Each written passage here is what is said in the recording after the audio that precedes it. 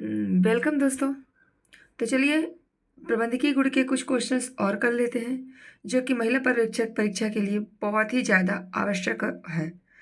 तो समय बर्बाद ना करते हुए चलिए क्वेश्चंस करते हैं।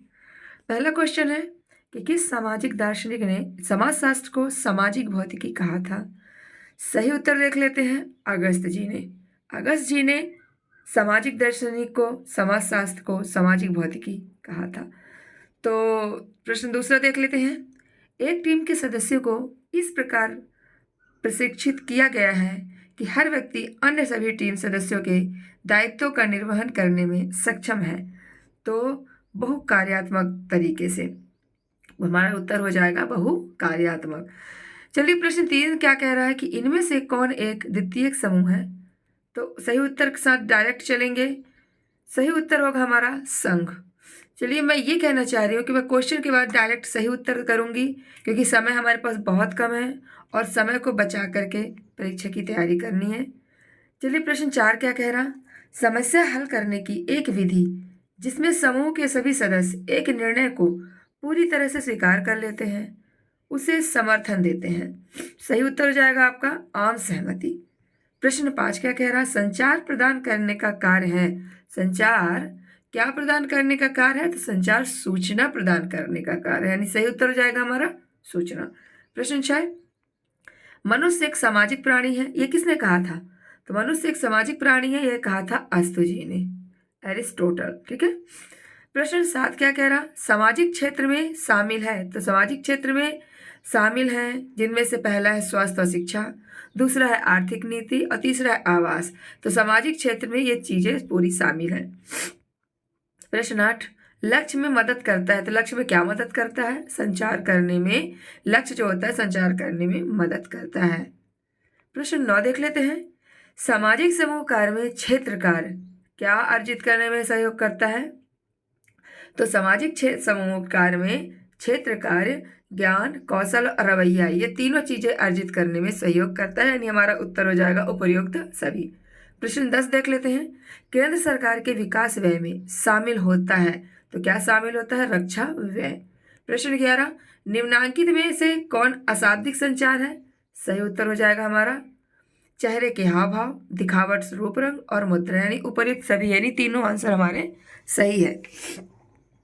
प्रश्न 12 देख लेते हैं। प्रश्न 12 कह रहा है इनमें से कौन समूह चिंतन का एक लक्षण नहीं है? तो समूह चिंतन का एक लक्षण नहीं है असुरक्षितता के भ्रम। चलिए प्रश्न 13 इनमें से कौन टीम का एक चरण नहीं है? तो निर्णय जो होता है टीम का एक चरण नहीं होता है, बल्कि रचना, स्थगन और धावा, ये तीनों टीम के चरण होते हैं और निर्णय टीम के चरण का नहीं होता। अब प्रश्न 14 देख लेते हैं। इनमें से कौन संचार का सबसे प्रभावशाली तरीका है? सही उत्तर हो जाएगा हमारा लिखित। ठीक है।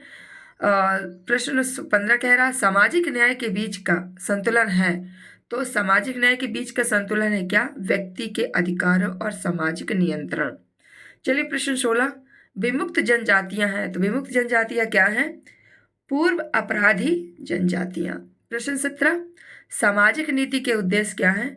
तो सामाजिक नीति के उद्देश्य हैं सामाजिक परिवर्तन, सामाजिक एकीकरण और जीवन गुणवत्ता में सुधार। ये तीनों सामाजिक नीतियों के उद्देश्य हैं। प्रश्न 18 समाज का मूल किस अवधारणा में है? तो समाज का मूल है हमारा अंतरक्रिया अवधारणा, इंटरकेशंस, यानी अंतरक्रिया। प्रश्न 19 इनमें से कौन संचार प्रक्रिया का एक प्रकार है? तो सही उत्तर हो जाएगा हमारा दो तरफा। प्रश्न 20 सामाजिक नीति का भाग है। सामाजिक नीति का भाग क्या है? स्वास्थ्य व शिक्षा। प्रश्न 21 समूह कार्य का आधारभूत उद्देश्य है। तो सही उत्तर हो जाएगा हमारा समस्या हल करना। प्रश्न 22 एक टीम अवधारणा का प्रकट रूप है तथा नियोक्ता एवं कर्मचारियों द्वारा परस्पर योगदान के सिद्धांत पर आधारित है। सही उत्तर हो जाएगा हमारा बहुल मंडली मॉडल। ठीक है। चलिए प्रश्न 23 देख लेते हैं। संगठनात्मक व्यवहार को प्रभावित करने वाले बल है। लोग भी हैं, पर्यावरण, प्रौद्योगिकी, यानी तीनों ऑप्शन हमारे सही हैं, उपर्युक्त सभी। प्रश्न 24 समाजशास्त्री समूह शब्द को किसके रूप में परिभाषित करते हैं? तो करते हैं हम अंतरक्रिया के संगठित पैटर्न में संलग्न लोगों के रूप में परिभाषित करते हैं। प्रश्न 25, सामाजिक नीतियां आदि मुद्दों से संबंधित होती हैं। सही उत्तर हमारा देख लेते हैं, निर्धनता, खराब आवास व्यवस्था, अशक्तता। सही उत्तर हो जाएगा हमारा उपर्युक्त सभी, यानी तीनों आंसर हमारे सही है। प्रश्न 26 देख लेते हैं, इनमें से कौन संचार की एक विशेष विशेषता नहीं है? तो सही उत्तर होगा यह अच्छे मानवीय संबंधों को बढ़ावा देता है। प्रश्न 27, न्यूमैन एवं समर के अनुसार संचार का आदान प्रदान करना क्या कहलाता है? तो तथ्यों, मत और भावनाओं, ये तीनों कहलाता है। प्रश्न 28, सामाजिक समस्याओं को हल समाज सुधार एवं से किया जाता है। तो सही उत्तर होगा सामाजिक विधान।